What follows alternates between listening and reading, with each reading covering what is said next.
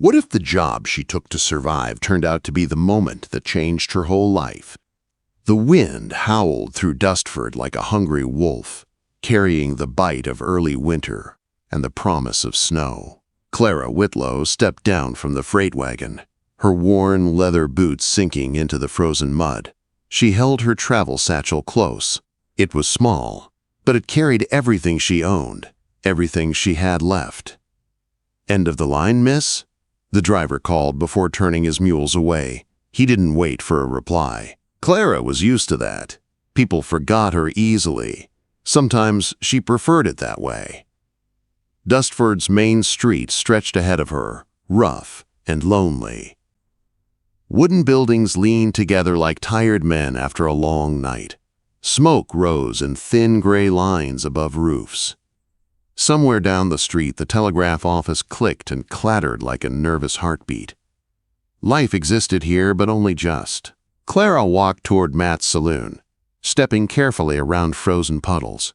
Through its frosted windows, she saw warm light glowing inside. She heard voices, laughter, boots hitting wooden floors. Her stomach tightened with nerves.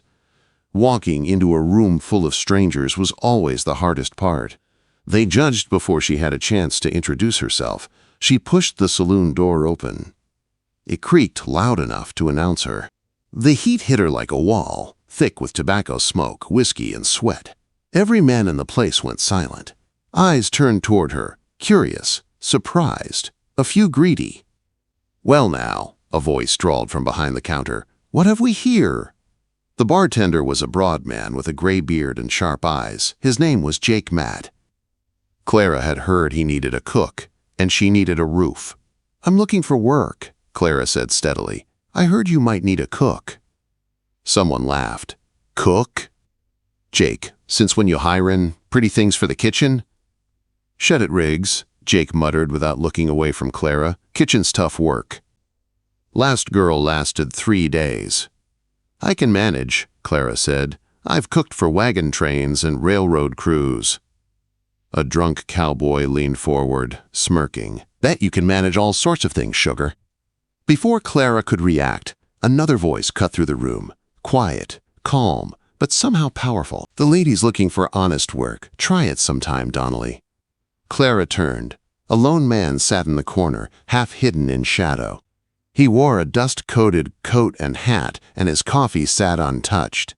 She couldn't see his face clearly, but his stillness held a kind of danger or strength. She couldn't tell which. Donnelly sneered. "Ain't talkin' to you, Eli." "You weren't talkin' to anyone worth listening to," Eli Cain replied, still calm. Jake cleared his throat. "Miss Whitlow, I can offer $1 a day, plus room. Kitchen starts at dawn, end of hall upstairs. Lock works, and I run a respectable place. Anyone bothers you, they deal with me." "I'll take it," Clara said quickly. She meant it. Safety wasn't something she took for granted. When she turned to head toward the kitchen, something pulled her attention back. Eli was watching her, not like the others, not hungry or mocking, just seeing her. On impulse, she walked to his table. "Thank you," she said quietly. He looked up then. Dark eyes, worn face, mixed blood, she guessed. Comanche, maybe, or Mexican. Hard to say out here. "No need," he said, Donnelly's all mouth. Still, Clara felt something warm flicker inside her. Kindness was rare in places like this. She rolled up her sleeves and started in the kitchen. The stove needed cleaning, the pots needed scrubbing, and the pantry needed organizing. The work soothed her. It was something she understood. Dinner was busy. Cowboys from nearby ranches, travelers, a few storekeepers. Clara kept her head down, serving beans, beef, and cornbread. It was rough, but honest work. Near closing, Eli appeared at the kitchen door. "Meal was good," he said simply. "Thank you." He placed a silver dollar on the counter. "You paid at the bar," Clara said. "That was for Jake. This is for you." He nodded once. "Welcome to Dustford, Miss Whitlow, such as it is." Before she could answer, he walked away. Later, in her small room under the roof, Clara counted her few savings by lamplight. Eli's dollar sat apart from the rest. She didn't know why she kept looking at it. A knock made her freeze. "Miss Whitlow?" Jake's voice. She opened the door a crack. He held his hat in his hand. "Got a proposition for you," he said. "Silas Harland. Owns a big ranch. Needs a cook. Temporary. Pays $2 a day." Clara's heart jumped. $2 a day could change her whole life. "Why are you warning me?" she asked quietly. Jake rubbed the back of his neck. "Harland's particular. Likes things his way. But you seem capable. Just be careful." Clara should have listened to that warning, but she needed the money. "When does he want me?" she asked. "Tomorrow morning." "His wagon will come." After he left, Clara sat on her narrow bed, thinking. Something about Harland's name made the men in the saloon go quiet. Something in Jake's tone felt like a warning. But money was survival. Outside, snow began to fall, white ghosts drifting past her window. She blew out her lamp, but sleep didn't come easy. Her dreams were restless, full of wind and dark eyes watching her from the shadows. When dawn came pale and cold, the wagon arrived. The driver didn't greet her, just jerked his head toward the back. Clara climbed in. As they rolled through the snow, she glanced back once at the sleeping town. Her eyes caught on a figure standing near the livery, still as stone. Eli Cain, watching her leave. Watching like he knew something she didn't. Then the wagon turned, and Dustford disappeared behind her. Ahead was the Harland Ranch. And Clara had no idea she was riding straight into the jaws of a wolf. What if the place she thought would save her was the very place built to trap her? The ride to the Harland Ranch felt longer than it was. Snow kept falling, thick enough to blur shapes into ghosts. Clara pulled her thin coat tight, her fingers cold despite her gloves. The driver said nothing, only flicked the reins now and then. He wasn't unfriendly, just a man doing a job he didn't care about. By the time they reached the ranch, the world had turned white and strange. Harland's land stretched across the plains like a kingdom ruled by winter.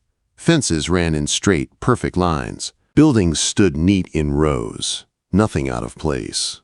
It was order forced onto wild land, held in place by someone who liked control. Inside the main house, Clara was greeted by Mrs. Garrett, the housekeeper.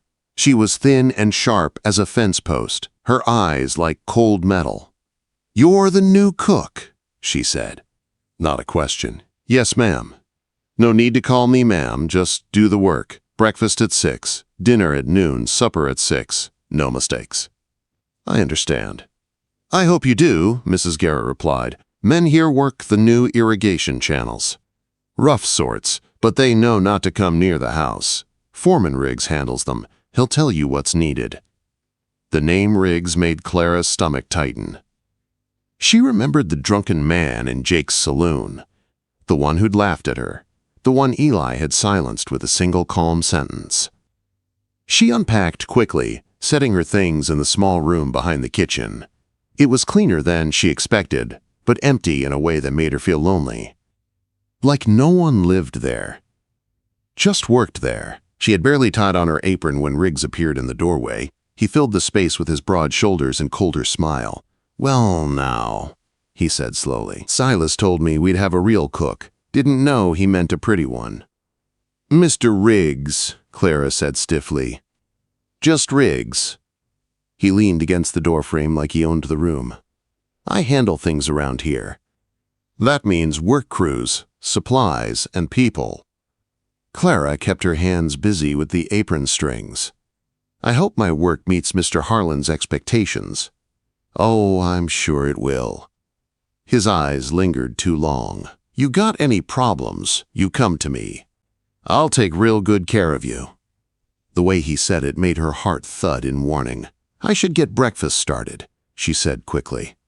Riggs stepped aside, but not without brushing too close. Clara moved past him without reacting. She'd learned long ago that fear made men like him hungrier. Breakfast was simple: beans, pork, coffee, cornmeal mush, but the workers ate like men starved. Their portions felt too small for the work they did. But when Clara checked the pantry, she found full shelves. More than enough food. Something didn't add up. Mrs. Garrett caught her adding an extra ladle to a young worker's plate. "Mr. Harland watches every ounce," the housekeeper snapped. "You waste food, you pay for it." The worker gave Clara a grateful glance. She pretended she didn't see it. By the third day, she already felt a weight in the house, a tightness, a rule she didn't know but could feel in the air. Something was wrong on this ranch. Deep wrong. That morning she heard hoofbeats. When she looked outside, she froze. It was Eli. He led a string of horses toward the corral, moving with an easy, natural grace. His hat was low, snow on his coat. When he saw her, he touched the brim in a small greeting. Her breath caught, then Riggs appeared like a snake rising from grass. "Well, if it ain't the half-breed horse trader," Riggs sneered. "What are you doing on Harland land?" Eli stayed calm. "Delivering horses Mr. Harland paid for." "Half-breed horses for a half-breed hand," Riggs said loudly. "Fits real nice." Quote. Clara stiffened. Eli's hand shifted slightly, not to reach for a weapon but ready. "That's enough," Clara said quietly. Riggs turned on her with a cold smile. "Stay out of men's talk, cook." Eli's gaze flickered to her. For a second she saw anger. Not loud anger, deep, careful, controlled. "I'll be going," he said simply, touching his hat again. "Miss Whitlow."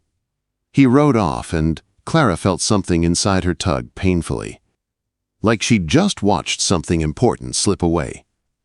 But she didn't have time to think about it. That night, Mrs. Garrett brought papers to the kitchen. "Sign this," she said.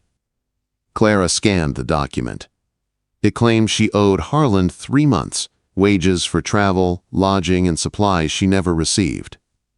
"This isn't true," she said. "Sign it," Mrs. Garrett warned, "or Mr. Harland won't keep you here." Clara stepped back. "I won't."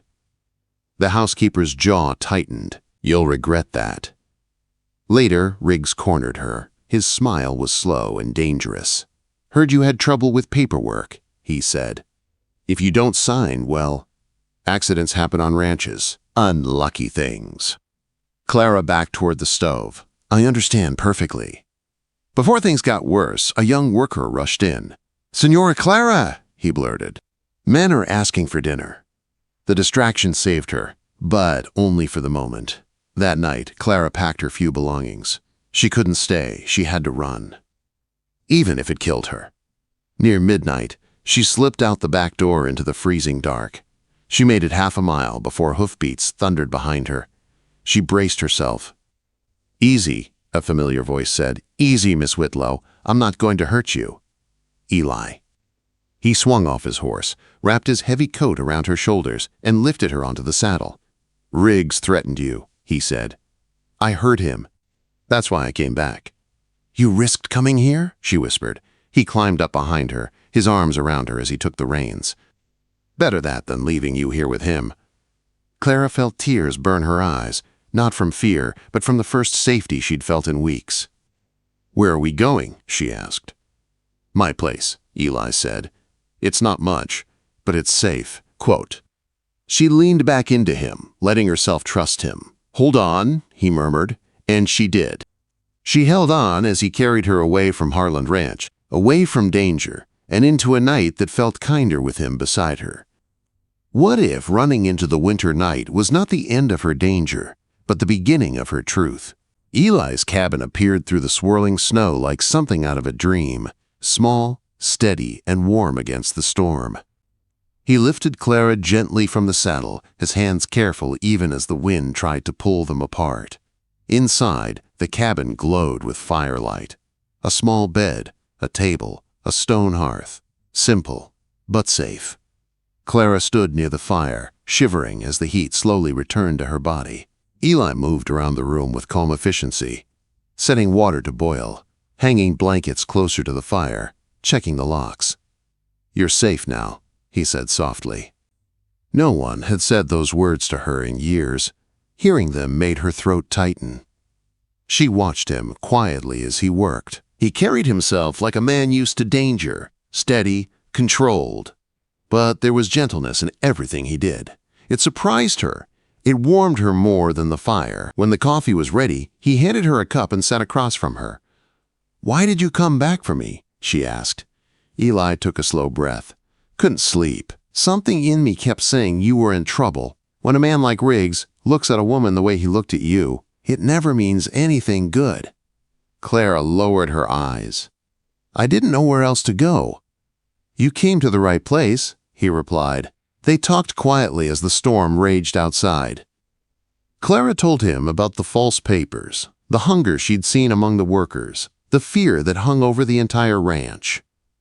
Eli listened closely, his jaw tightening as she spoke. "I knew Harland was greedy," he muttered. "Didn't know he was rotten clear through." Clara looked up. "What do we do now?" Eli hesitated. "We can't go back to town tonight. Snow's too deep. You stay here until morning. Then we figure it out." Clara nodded, but worry still sat in her chest. "People will talk." "Let them," Eli said. "Talking is better than what would have happened if you stayed at that ranch." He rose and went to hang a curtain across the room to give her privacy. "You take the bed," he said. "I'll sleep by the fire." "I can't make you do that." "You're not making me," he said simply. "I choose to." His voice held something she couldn't name, something steady and warm. She felt it settle inside her like a small flame. She slept lightly, waking now and then to the crackle of the fire, or the soft sound of Eli moving as he kept watch. Even in sleep, she knew he stayed alert, protecting her. By dawn, the storm had settled, but trouble arrived before light fully touched the cabin. Hoofbeats. Many of them. Clara sat up, heart pounding. Eli was already at the window, his face tight. "It's Riggs," he whispered, "and the sheriff." Clara felt her stomach drop. Eli handed her a rifle. "Stay back. Don't shoot unless you have to." Then he stepped outside, shutting the door behind him. Riggs' voice cut through the cold air. "Cain, we know she's in there." "Hand her over." "She's not property," Eli replied. "You don't own people." "Harland has papers saying she owes him months of wages," Riggs sneered. "She comes with us." "She didn't sign anything," Eli said. Clara couldn't stay inside. She pushed the door open and stepped onto the porch beside Eli, the cold biting her skin. "I'm right here," she said, her voice steady. "And I'm not going anywhere with you." Riggs' expression twisted with anger. "You think a half-breed'll keep you safe? Girl, I'll—" "Touch her," Eli said quietly, "and you'll find out exactly what I'll do." Before guns could be drawn, more riders appeared from the east. Clara recognized them. Jake Matt from the saloon, big-shouldered Josiah the blacksmith, and even old Reverend Crane. "We heard trouble was coming," Jake said. "Thought we'd see for ourselves." Riggs spat. "You all think she's worth this trouble?" Josiah's voice rumbled like thunder. "Any decent person is worth standing for." The sheriff paled. He didn't want a shootout, not with so many witnesses. "This isn't legal," Riggs snapped. "It is now," Reverend Crane said. "I rode ahead to meet the federal marshals. They're on the road. Should be here any hour." "Riggs." Men shifted nervously. "Fall back," the sheriff muttered. "We'll settle this in town." Riggs glared at Clara. "This ain't over." Then they rode off, disappearing into the gray morning. Clara's knees went weak. Eli caught her arm gently. "You did good," he murmured. "Real good." Jake looked at Eli with a knowing smirk. "Cain, you gonna keep standing between her and every bullet in this county?" "Everyone that comes her way," Eli said calmly. Something warm and fierce rose in Clara's chest at those words. The men stayed to help repair Eli's cabin and plan what came next. Clara realized then she wasn't alone anymore. People believed her, stood with her. When the marshals arrived later that day, everything changed. Clara gave her statement. Jake backed her up. Workers from Harland's ranch rode in with their own stories. The truth cracked open like a dam breaking. Harland fled.